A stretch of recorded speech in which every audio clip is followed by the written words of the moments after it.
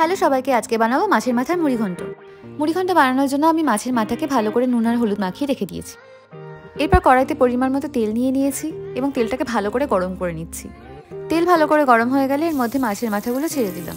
আমার কাছে একটা মাছের হাফ মাথা ছিল, আমি সেটাই দিয়েছি, তোমাদের কাছে আরও বেশি থাকলে দিতে পারো। মাছের মাথাগুলো ভাজা হয়ে গেলে একটা পাত্রে তুলে নিলাম। এরপর কিছুটা আতপ চাল নিয়ে ভিজিয়ে রেখেছিলাম আমি 15 মিনিটের জন্য। এরপর এই মাছ ভাজার তেলে আমি কেটে রাখা আলুগুলো দিয়ে দিয়েছি। আলু সেদ্ধ করার জন্য পরিমাণ মতো নুন দিয়েছি। এরপর আলুতে মোটামুটি সোনালি কালার ধরে এলে আমি তুলে নেব। স্ক্রিনে দেখানো বাকি উপকরণগুলো আমার এখন লাগবে। এরপর এই তেলের মধ্যে আমি শুকনো লঙ্কা আর গরম মশলা ফোড়ন দিয়েছি। একটু নাড়াচাড়া করে এর মধ্যে আমি 1 চামচ জিরে দিলাম। সবটা মোটামুটি নাড়িয়ে নিয়ে আমি এর মধ্যে কেটে রাখা পেঁয়াজ দিয়ে দিলাম। আমি একটা মিডিয়াম সাইজে পেঁয়াজ নিয়েছিলাম। পেঁয়াজটা এবার ভালো করে ভাজতে হবে। এর মধ্যে আমি সামান্য নুন দিয়ে দিয়েছি। আমি একটু ঢেকে রেখেছিলাম পেঁয়াজটা সেদ্ধ করার জন্য। ঢাকনা খুলে দেখি পেঁয়াজ মোটামুটি সেদ্ধ হয়ে গেছে। এবার আমি গ্রেট করে রাখা আদাগুলোও দিয়ে দিলাম। এই রান্নায় রসুন ব্যবহার করিনি, কারণ রসুন দিলে আতপ চালের যে সুন্দর গন্ধ সেটা নষ্ট হয়ে যাবে। আগে থেকে ভিজিয়ে রাখা ধনে গুঁড়ো, জিরে গুঁড়ো, গোলমরিচের গুঁড়ো, কাশ্মীরি লঙ্কার গুঁড়োর মধ্যে দিয়ে দিলাম। এখন আমি এর মধ্যে কেটে রাখা টমেটো ও 2টো কাঁচা লঙ্কাও দিয়ে দিয়েছি। পরিমাণ মতো হলুদও দিয়ে দিলাম এর মধ্যে। এবার ভালো করে মশলা কষানোর পালা।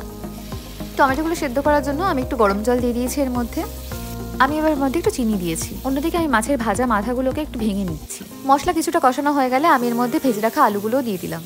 আলুর সাথে এবার মশলাটাকে ভালো করে কষিয়ে নেব। দেখতে পাচ্ছ তেল ছেড়ে দিয়েছে, তার মানে মশলা কষানো হয়ে গেছে। এবার আমি এর মধ্যে ভিজিয়ে রাখা আতপ চালগুলো দিয়ে দিলাম। আতপ চাল তোমরা পরিমাণ মতো নিয়ে নিও, আমি এখানে একটু বেশি দিয়েছিলাম কারণ আমার ভালো লাগে।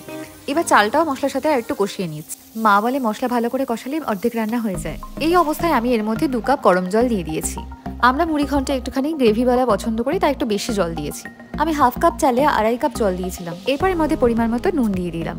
তোমরা যদি শুকনো মুড়িঘণ্ট খেতে পছন্দ করো তার জল একটু কম দিও। সবটা ঢাকা দিয়ে রেখেছিলাম। ঢাকা খুলে দেখি চাল একটু সেদ্ধ হয়ে এসেছে। এই অবস্থায় আমি ভেজে রাখা মাছের মাথাগুলো দিয়ে দিলাম। মাছের মাথাগুলো আগেই ভেঙে দিয়েছিলাম, এবার খুন্তির সাহায্যে আর একটু ঘেঁটে নিচ্ছি।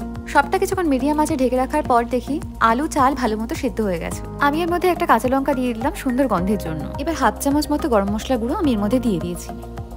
ভালো করে নাড়িয়ে গরম মশলার সাথে সবটা মিশিয়ে নিলাম ও সবশেষে আমি 2 চামচ ঘিও দিয়েছি। এই রান্নাতে ঘি আর গরম মশলা পুরো স্বাদটাই বদলে দেয়। ব্যাস, তৈরি হয়ে গেছে মাছের মাথা দিয়ে মুড়িঘণ্ট। আমাদের ভীষণ প্রিয় একটা খাবার, ভাবলাম তোমাদের সাথে শেয়ার করি। দুপুরবেলা লেবু সহযোগে মুসুরির ডাল, মাছের মাথার মুড়িঘণ্ট আর একটা ডিম ভাজা, আর কি চাই বলো।